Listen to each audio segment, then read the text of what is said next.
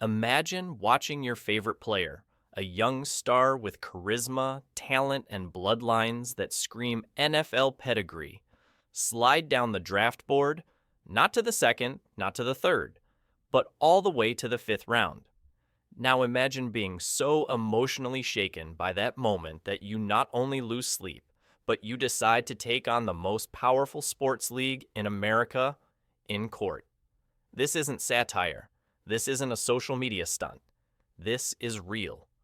A Georgia man named Eric Jackson is suing the National Football League for a jaw-dropping $100 million. The reason? He claims Shedeur Sanders' shocking draft day slide inflicted severe emotional trauma on him as a consumer of the NFL product. And in case you think this is just another internet troll fishing for clout, Jackson wants you to know one thing. This is not a joke.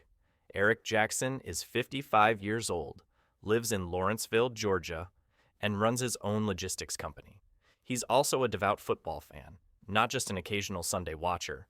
This is a man who attends games, pays for NFL Sunday ticket, and passionately follows the Colorado Buffaloes.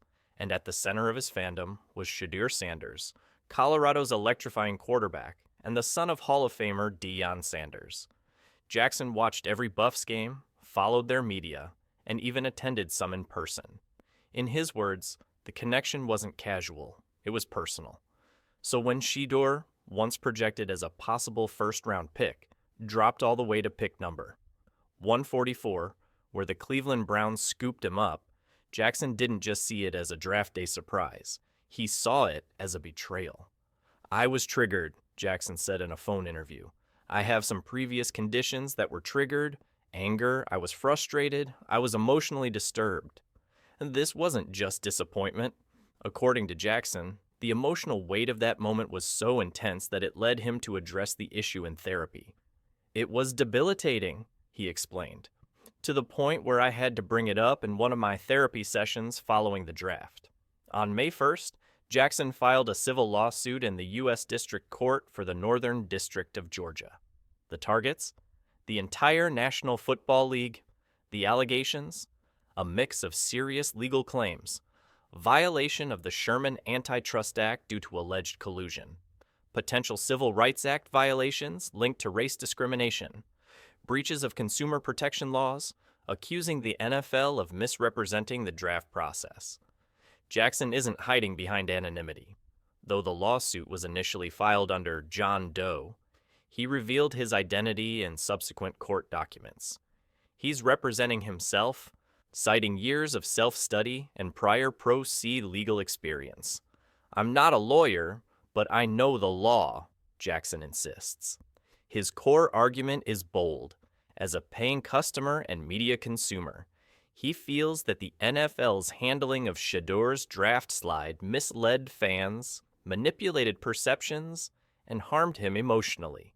Legal experts, however, haven't been shy in their responses. USC law professor Claire Pastore bluntly told the Los Angeles Times the lawsuit was ridiculous, describing the $100 million damages claim as absurd. A supposed harm someone suffers in combination with a vast number of other people is not something that one person has standing to contest, she said. But Jackson believes those critics are missing the forest for the trees. A person sees that headline, "Shedeur Sanders fan sues NFL," and it automatically gets thrown into the frivolous category, Jackson said. "But I'm not filing this as a fan. I'm filing it as a consumer of the NFL product," to him. The draft isn't just a business function, it's part of the entertainment product he consumes.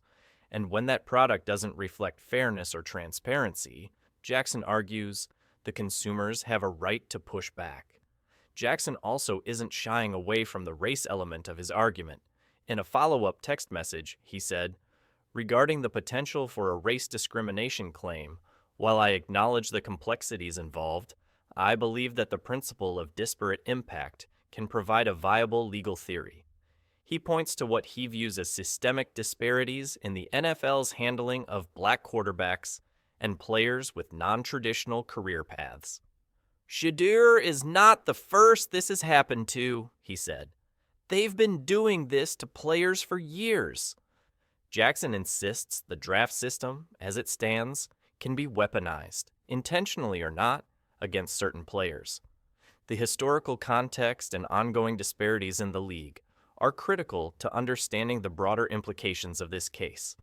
It's not just about Shedeur. It's about every player who didn't get the opportunity they deserved.